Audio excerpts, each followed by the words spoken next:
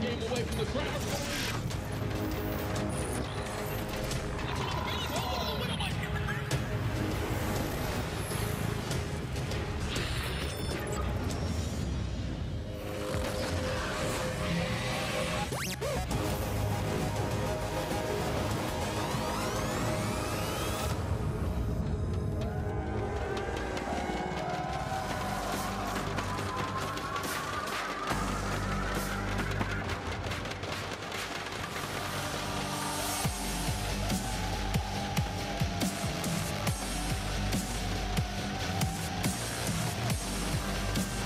Ladies and gentlemen, welcome to the World Championship Series Premier League Season 2 Finals.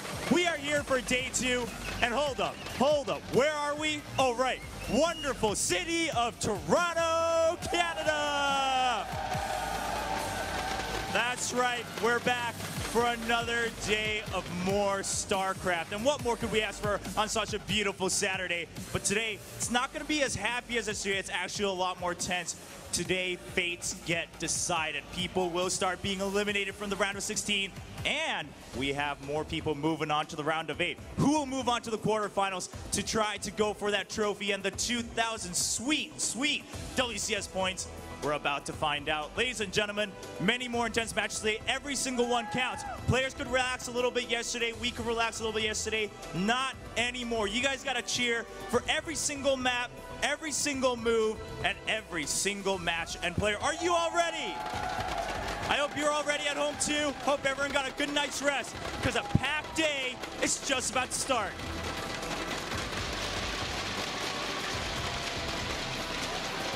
It is time for a very exciting day. We have, as mentioned already in the pregame, and as Chobra's mentioned on stage, a must-win game for every single player today. Still joined here by In Control and, of course, Huck. This is a day for every single player to prove themselves that they're worth and that they are good enough to go through to the round of 8, where we've seen the dominant players just slide straight into. We've seen the Pult dominate. We've seen Hydra dominate. We saw Lilbo dominate as well. And of course, Stardust going through. And now it's time to find the players that will join them.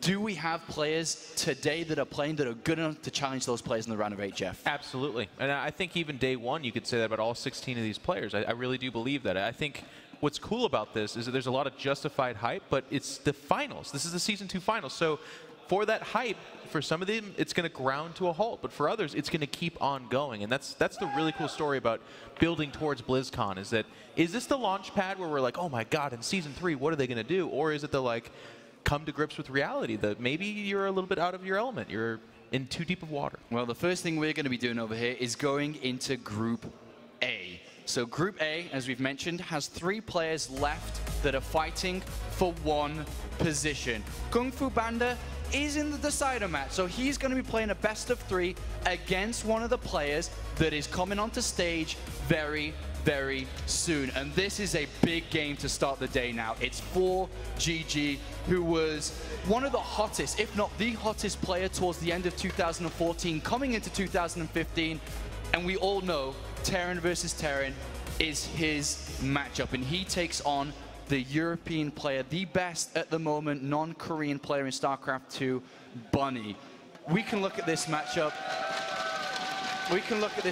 Chris, as it's an obvious must-win for both sides, but Bunny has a chance to play at the global finals. The only other player to have done this outside of Korea is Naniwa back in 2013. Bunny has that chance to be that guy this year. Failure today, he kisses that goodbye. Oh, it's such a stressful, like as a professional player, that's such a burden to carry. And it's in his toughest matchup as well, which is always something he's going to struggle with. And on top of that, ForGG has always been a TvT beast. Like this is his best matchup by far. So like it's really stacked against him, but that's what it's all about. If you want to be the best foreigner, you have to overcome odds and you have to overcome obstacles. And we've seen players do that in the past, and he needs to step up to the challenge today. As you've mentioned, ForGG, this is his perfect matchup. He's landed on it, but he's also failed in this department as well. It's not like it's a 100% win for him. Bunny is good enough to challenge, as we saw, or attempt to almost beat the champion in Season 1. Bunny had the games against Port in the semifinals. It was 2-3 in a series that still today he believes he should and could have won. Yeah. And now he goes up against ForGG. It's still possible for Bunny to win this, but ForGG is going to be feeling confident, no doubt, Jeff. This is his matchup, so that's the comfort level. But I think the general discomfort that they all share is what we've always been talking about. Both these guys face elimination, and maybe even yesterday, ForGG was like, oh, this group, I've got a Protoss, I do very well there as well. TvT should be great. Yep. But now, not so much. He actually, by all accounts, put up a pretty poor performance on that B stage. And today is that day of proving grounds, like we were talking about, redemption. It's his best matchup. Should he get past that, he'll face Gung Fu Bandit, who knocked him down to begin with. So it's a hard day, but it's a day of proving it. Day of proving it, and we'll see if he is capable, both sides capable to do this. But of course, the first player we're going to look at is the DreamHack 2014 champion, ForGG. I really want more trophy, and I didn't do good result WCS, so I want to champion WCS.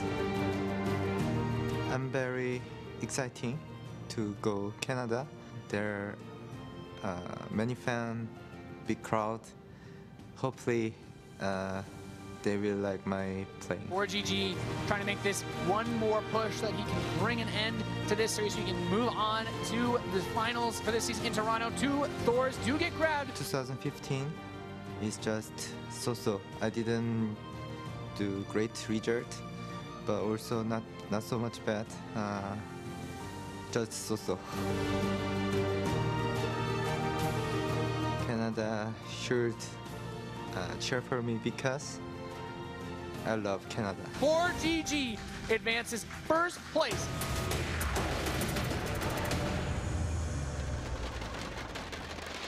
The lovable ForGG, the 2014 DreamHack champion, who joined only a select few to be a Brood War champion into a StarCraft 2 champion. Only a couple of people have done that.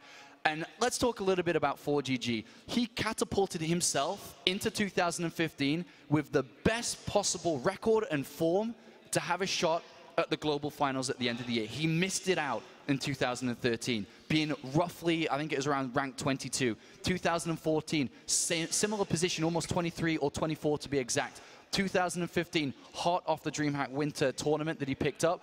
He entered and started the year a little bit slow, but he started to pick up pace again. And right now, if we look at the last 2 years and what maybe next year could be, this is his best chance to play at the global finals to do well this year, Chris. For sure, and I've known this guy a while. I live with him, as I said before, in the OGS house. He really, really wants this so badly. I've talked to him personally. He said, like, he's been living in Europe for a while. He's dedicated to this. This is his choice. He's moved there. He needs to make something happen here. You know, you don't want to ever look back and think, you know, I had that chance. I didn't do it. I didn't pull the trigger. He just has to play his game. At the end of the day, he's a good enough player. He has the potential. He is the best European player in my eyes and most people's eyes. He just has to bring it today, because if not, he's gonna drop out. All right, thank you very much, gentlemen. We'll talk more about the matchup in a couple of moments, but it's time to bring the players onto the stage. Thank you very much, gentlemen. So excited to be here, so excited to start the day. First match in Group A. Our very first player will be the man going for his golden chance at the global finals at the end of the year. And you heard him, he loves Canada. That's why he wants to win this weekend in the Season 2 Championships. Playing for Team Millennium, it will be ForGG.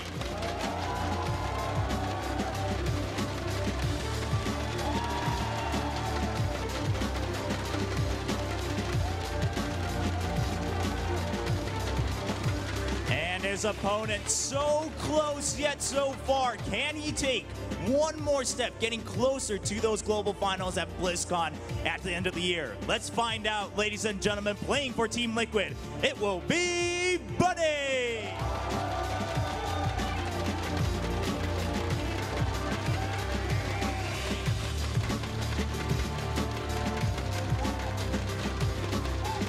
It's time for the face-off. Players, please shake each other's hands, enter your booths, and let's get this first match started.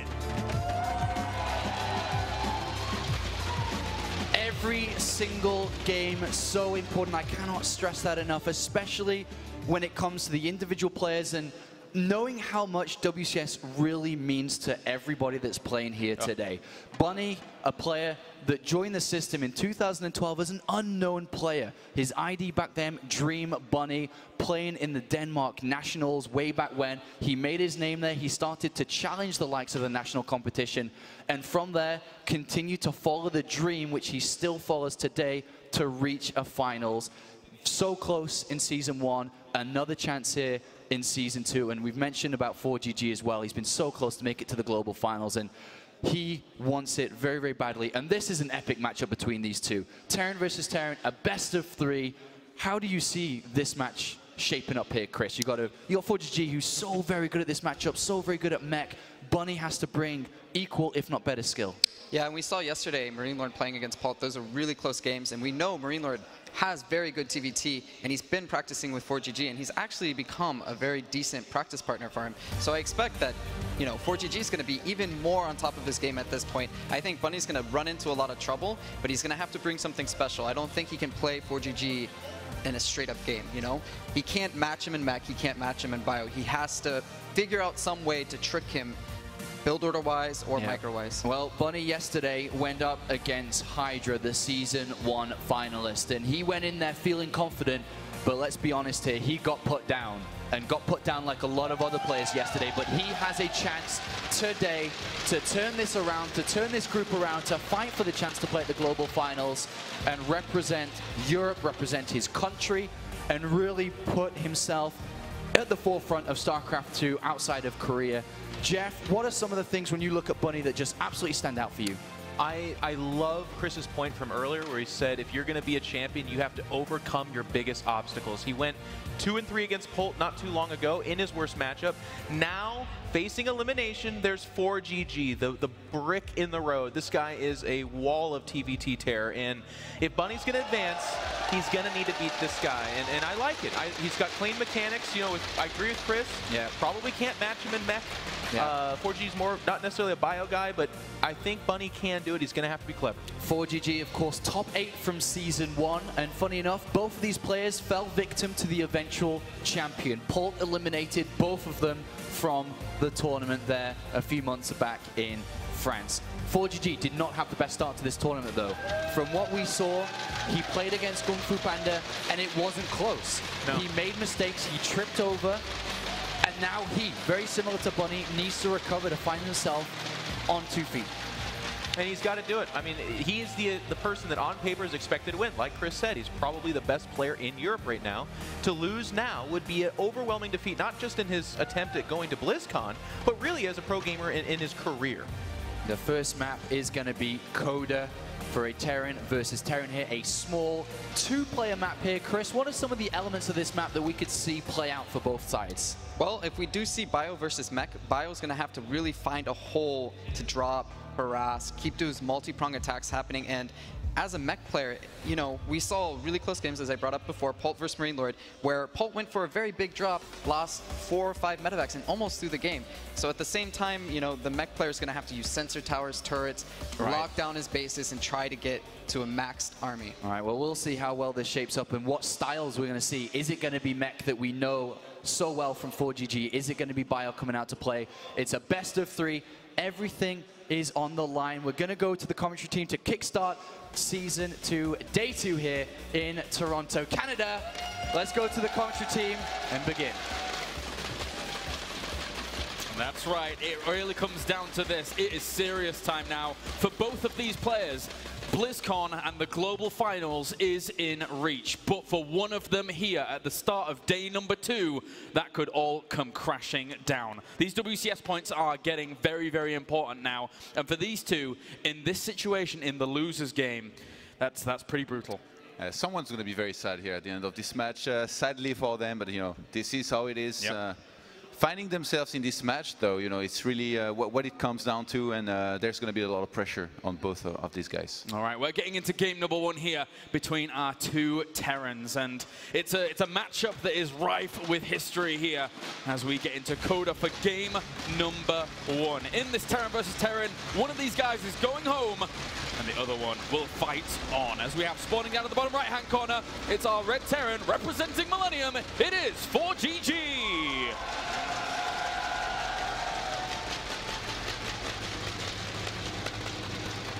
And it could be the potentially last time we see this gent up to the top left in the blue, representing Team Liquid, it's Bunny.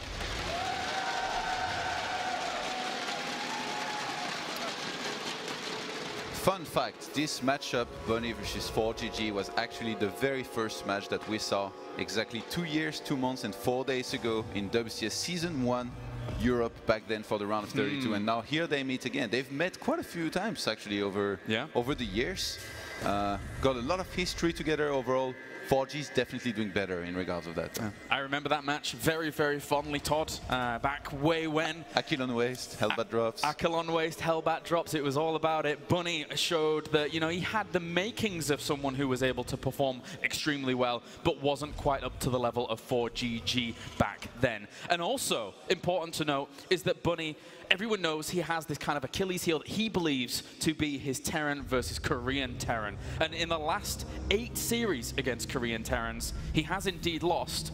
But the 9th, all the way back when, here in Toronto at the Intel Extreme Masters,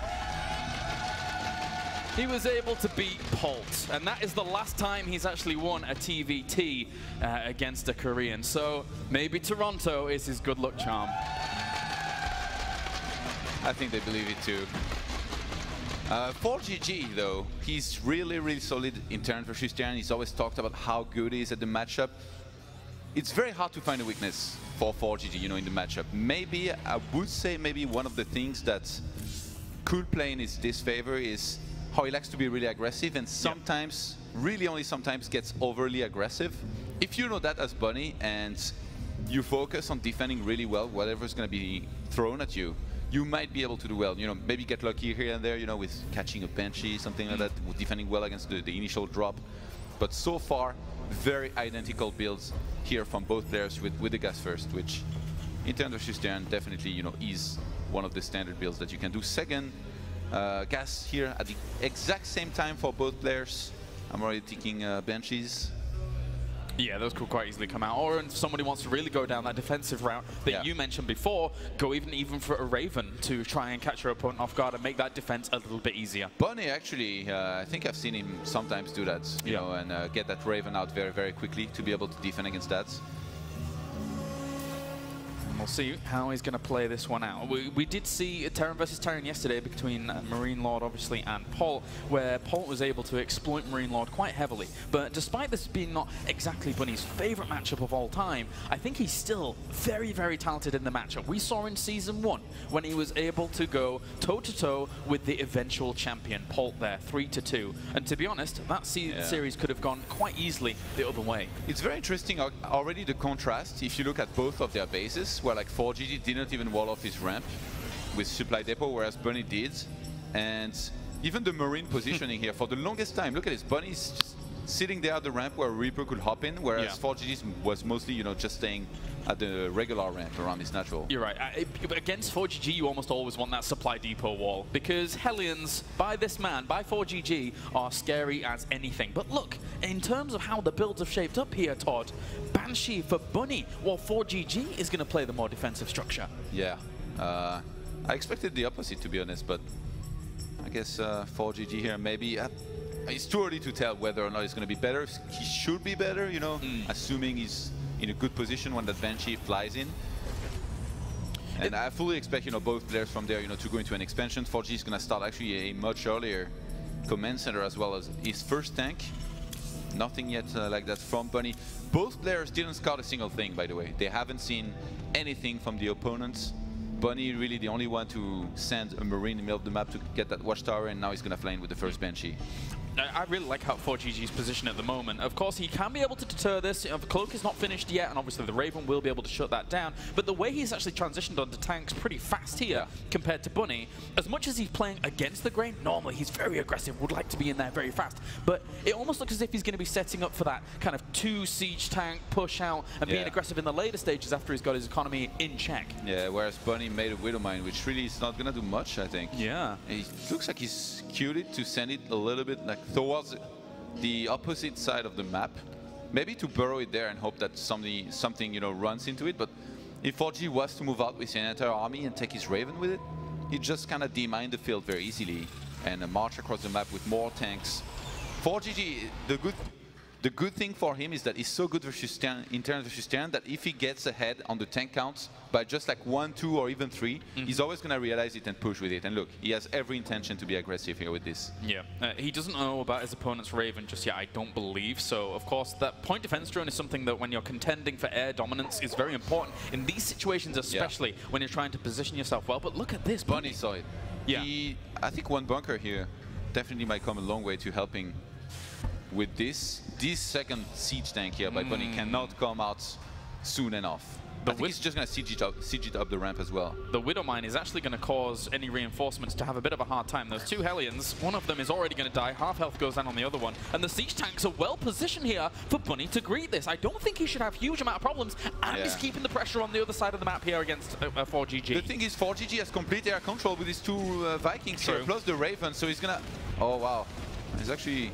just going to go for a Seeker Missile here. Getting himself some SCVs as well here. Seeker Missile will actually land on that first siege tank. That opens up the natural. Slowly moving himself forward. Tries to get on the siege tanks before they actually get the opportunity to siege up. But it's not going to be enough just yet. That one siege tank from the high ground here for Bunny is doing quite a bit of work against those Marines. But the Banshee at the back got itself 6 kills as well. Denied a lot of mining time here. So if Bunny can weather the storm, if he can hold on against this from him, he should be able to be pushing back. Oh, he actually killed one of the gases back in ForGG's base. He's killing even more SCVs right now. Bunny's held this. Look at the supply. 69 to 38. 10 worker kills on this Banshee as well, and he's been able to weather it. Bunny here with a brilliant little hold. He's going to lose himself a siege tank. A good pickup there for ForGG, but it's 39 workers against 17. Yeah. Bunny is riding a high right now. ForGG in a bit of a panic threw down a second turret back at home, and the Banshee of Bunny flew into it and died, but he still got another one shooting down at that Banshee. He's like the hero of Bunny's army so far. And for ForGG, you've got to think about this. He is in a position where he could potentially be eliminated. He put all of his hopes on that one attack, and it didn't work, and now he is catastrophically behind Bunny moving the Widow Mine from like where he was at the bottom into the middle line, and the natural ForGG is mining so little. 14 SCVs to 39. He's on the ropes, man. There's really... Oh, and this Widow Mine as well. Not only can he not transfer down there, he can't demand it. And he loses the Banshee. One of his only opportunities to try and bring back some of this deficit has been eliminated. And now he's going to have to rebuild an empire which has crumbled. Quite literally rebuild an empire, Kailash, yes. This is what I was talking about. ForGG loves his aggression, and in this game he wasn't... I don't even know if I should call it an aggression as much as it was an all-in here. He banked everything on this doing damage. He was defended very successfully by a very, very strong Bunny so far today.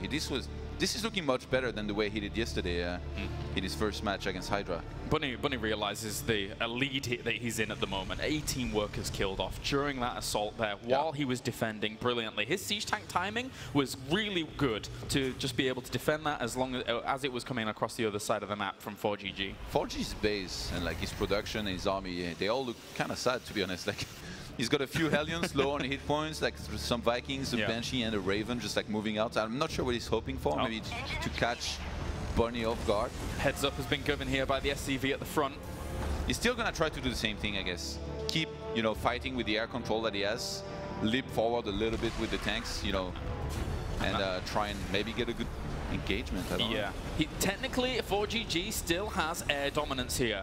This one Banshee, though, again, a thorn in his side here for ForGG. He's almost against a timer if that Banshee's able to do quite a bit. Catching reinforcements is nice. Cloaked up at the moment, drops a scan, tries to clean that up with 2 Vikings. Actually, he's going to be very, very close to actually dying off. And because it stopped there, he's going to get it. He drops the second scan anyway to guarantee saves himself that siege tank. Really needs to bring on the pressure now, as he knows he is against a timer. He is down half the economy here of him. Good Hunter Seekers will kill off one of those, but still, he needs to do more here, Todd. ForGG is doing one of the only things here that he can do to come back in this game, sniping the tanks of his opponent, trying to out-tank him, I guess. Get way more siege tanks, in which case, if he gets a good engagement, he might be able to do it. But right now, Bunny, he's researching Steam Pack, he's pumping out a lot of units. As long as he stays in this a little bit longer, he might just be able to pull SCVs, defend this, and then win the game. Him sending the Raven over the other side is quite an ambitious move. That Banshee at the front isn't really being contested. Scan has to be dropped for it. He's going to be moving in with all of these SCVs here. Bunny knows if he can just break out of this, he is going to be in a great position. Loses a few SCVs for his trouble, but pushes ForGG away. GG! Game number 1 goes to Bunny here in this Terran versus Terran. And now as ForGG, you've got to be sweating because you are 1 game away from having some of your WCS here in 2015 completely dashed away from you. Maybe it's too early to say this, but the Toronto crowd here, quite possibly his lucky charm in Terran versus Korean Terran. Playing really well in that game, you know, the defense looked like it was going to be really hard from the start because ForGG, you know, he had a bunch of Vikings, he had complete air control, and usually he does really well in that situation, blew up a tank very quickly, but in the end, that Banshee across the map on whole position killed what, like 6 SCVs, a depot, a gas. Yeah. The murderer, look at this. Exactly, and for ForGG in this position, in assault mode, I'm going to call it, once you take away your SCVs from the line... Oh, that tank on the high ground, by the way, was a massive big deal. I thought it might be a little bit too far when he first sieged that there, but in the end, helped a lot. It was perfect. His siege tank timing was meticulous here by Bunny to just greet this when he needed to. But again, even if you're not killing SCVs over the other side with that Banshee, you're denying them so much mining time. And that is slowly putting him back all the time because ForGG never got to the economy lines of Bunny after this great defense. Yeah, these auto turrets actually in defense were a massive big deal. They helped so much. And Bunny, man, that was quite impressive. That's more like it, you know. Yesterday struggled a lot, but we're seeing the real Bunny here today, playing really, really well. Yeah, that's solid from him to start things off here in this series. Game number 1 goes to Bunny. He can kind of alleviate that curse of going up against Korean Terrans. Obviously, he got very close in Season 1 against Pult there. Unfortunately for him, falling 3-2 against the defending champion. But now here against ForGG, you know, it's well documented that ForGG in the foreign scene is the scariest, one of the scariest guys in this matchup. Right now, Bunny has brought the fight to him as we get into game number 2 here between ForGG and Bunny. One of these guys is going home, one of them will continue on. So Toronto, let's get into it. Spawning down to the south, it's our Red Terran representing Team Millennium. It is ForGG.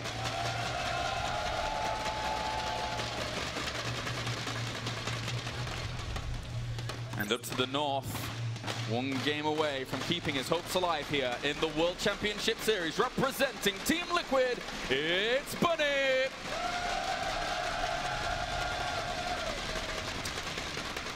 Bunny actually really not that far from that, you know, top 16 WCS World rankings. He's in the 20-ish ranks right now. I believe ranked 23. So with a very strong performance here, the dream would be alive. Yeah. Last year, Snoot barely did not make it. Yep. I'm sure Bunny would be really happy with making it. It's completely the same for ForGG. Bunny ranked 23, ForGG ranked 26. This is really, really do or die for both of these guys. I don't think, looking at this group and how it's unfolded, these 2 individuals both saw themselves in the lower bracket game for elimination. And that's the reality right now we face with Bunny taking that 1-0 lead. If ForGG falls out of WCS here in Season 2, this early on in the round of 16, that's almost unprecedented for a player of his caliber. Yeah, it's whoever wins here though doesn't advance immediately. They still have to take on Kung Fu Panda, but definitely, you know, a good step towards that here. And Bunny is actually gonna go for a scout pretty earlier in this game. Not quite like in the previous one where neither of them went to explore really anything up until very, very late. He wants to know exactly what opener he's up against. And he's gonna find it out. I'm going to send that on forwards here. Reaper's already started for him behind all of this. This is almost the messenger to send relay information back for this Reaper, just so he knows what to expect once he actually gets there.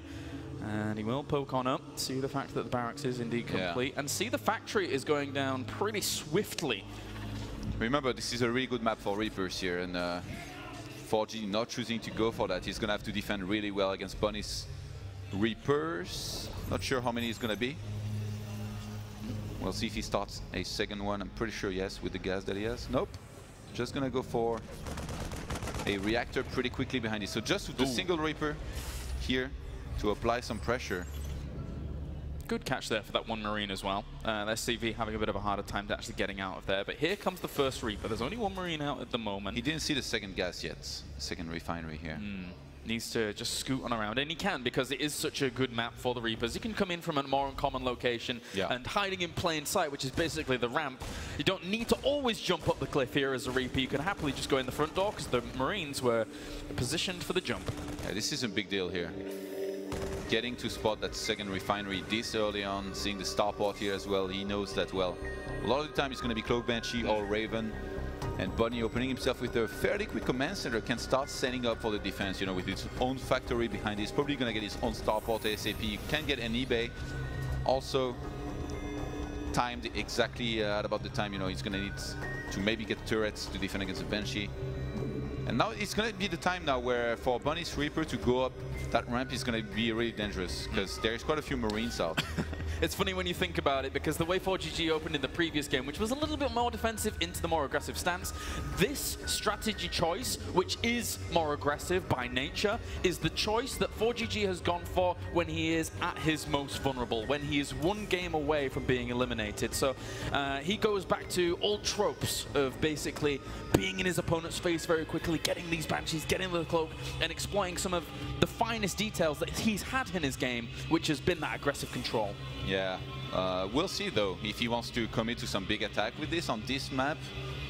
It's definitely, you know, a little bit hard to pull off. But at the same time, you can maybe, you know, use the map overlay to your advantage, siege from down there, take out the production facilities of your opponents. But ForGG, I really don't think he's known for that low economy, like big aggressive style. Usually, controlled aggression with, you know, more expanse and some good macro behind it is what he's really good at. But like I said before, sometimes he gets overly aggressive, and I do think this is what might have happened in the first game with the not so good execution of his push. This can be scary for Bunny though. I mean, he's got 3 missile turrets going down. The Banshees are on the way, yes, and it will be able to shut down the economy damage actually from being done. But if he's hitting so hard with these 2 siege tanks early on and using the Banshees just in a full frontal assault anyway, all of the money gone into those missile turrets takes away from the potential defense at the front. Of the Widowmine. The Widowmine is really scary here because there is no detection for ForGG, so he might just walk into that with a bunch of Marines and lose a lot of them, in which case defending this is going to be much easier for Bunny. Bunny already having a medivac. I was wondering if he was going to, you know, drop that down the ramp here to try and sandwich this attack. I don't think he's fully read into this, but he could lose a lot of Marines. He could lose a lot of Marines. Oh, so a lot of those are very, very low right now. That's really going to take the wind out of the sails here of this push. And Bunny is going to counter-attack with a medivac filled with Marines here. He wants to wreck the economy of ForGG while having enough to defend back at home. Great siege tank positioning. He's also able to get to the SCVs at the back of this bunker if he needs to, but he doesn't really have much to defend against this. Drops a scan, kills off that Widowmine. The drop's happening across the map. Needs to push. He's going to lose a lot of SCVs if he's not careful. He doesn't have enough reinforcements. The SCVs actually have to be pulled apart in a terrible position here against the Marines. It's 13 workers killed off to 11. Bunny has more workers behind all of this. One of the Banshees died instantly to that Viking, and now ForGG has to go for it, much like in the previous game. He's only got 6 workers left. He's down to 5. ForGG is crumbling. It's all on this push here for ForGG. If this push does not work at the front, he is out. And he kills off a few more Marines. There you go. GG. Bunny stays alive here in the World Championship Series after a very, very quick 2-0. Great resilience here by Bunny to be able to hold on against the torrent of aggression that we see from ForGG, notorious for it, and he was bested.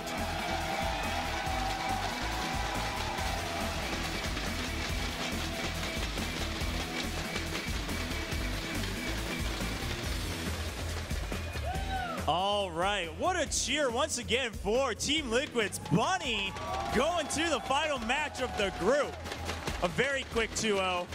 Now, I mean, first of all, you had a loss yesterday, but you bounced right back. You took that quick 2-0, now you're moving on to the final match. Just how do you feel moving on? I mean, you still have one more step before going on to the quarterfinals. I feel really good. I really needed this win. I think after my series versus Hydra yesterday, I lost pretty badly, so I wasn't feeling that confident. But I think having the losers match the day after really helped me because I took some time to recollect myself and get ready.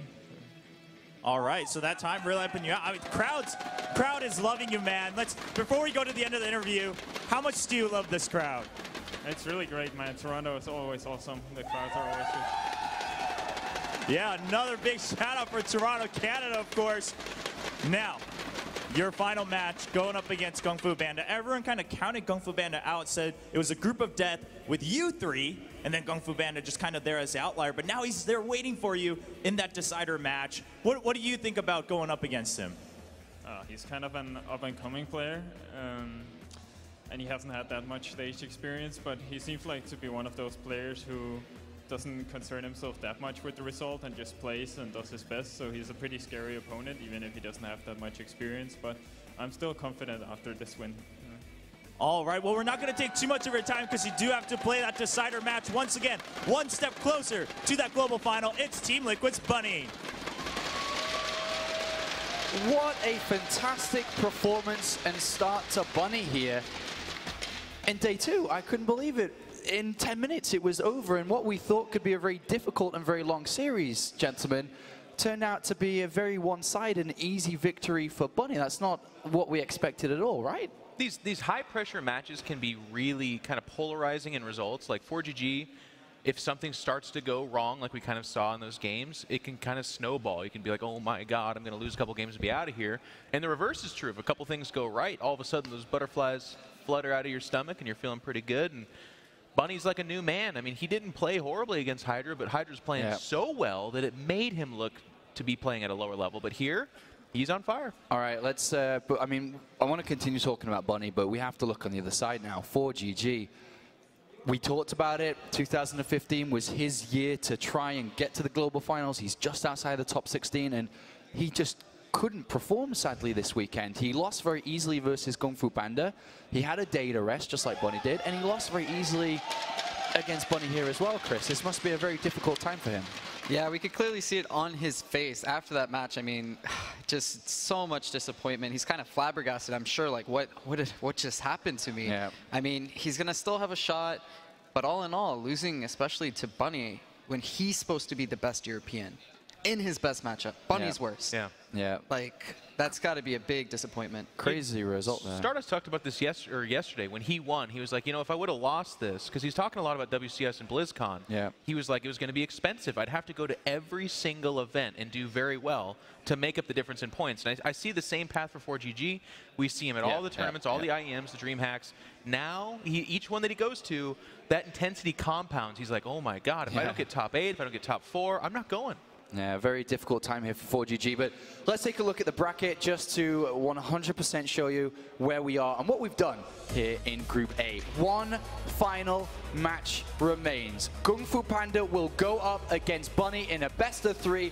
Moments away, we're going to go straight into it as Bunny fights to continue to hopefully get into the round of 8 just like he did in Season 1. He goes up against the newcomer to the system, the newcomer to the Premier League, the German player Kung Fu Panda. We'll talk a lot about this after the break, but first thoughts here. This is a fantastic start for Bunny. He's got his confidence back. He's just beat ForGG. He must be feeling on top of the world at the moment going into a match against a player that he's beat at home on the ladder on a regular basis, Chris. Yeah, and that's the biggest point, is he's going into this hot right now. He's been playing, he's like set up in the booth, he's all ready to go. He knows, you know, he's got his setup figured out. Kung Fu Panda, you know, he just woke up, maybe he's played a few warm-up games on the ladder, but all in all, he has to move his stuff. He might not feel the same way as Bunny. Bunny already knows he's good to go. He's playing great. He's confident in himself.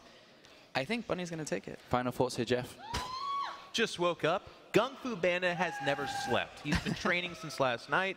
He has that German heritage, the youthful 17-year-old body. He's never been more prepared in his entire life. I think it's going to be a great series. I do think that Bunny getting this match, getting a competitive match underway, does seek to give him the benefit. I really do like that format. I mean, it's pretty good for him. Cannot underestimate the German player here. As good and as favored that Bunny may be going into this. We'll talk more about that because we're going to go to a quick break. When we return, we will find out the second place finisher of Group A. Will it be Bunny or will it be the German Kung Fu Panda?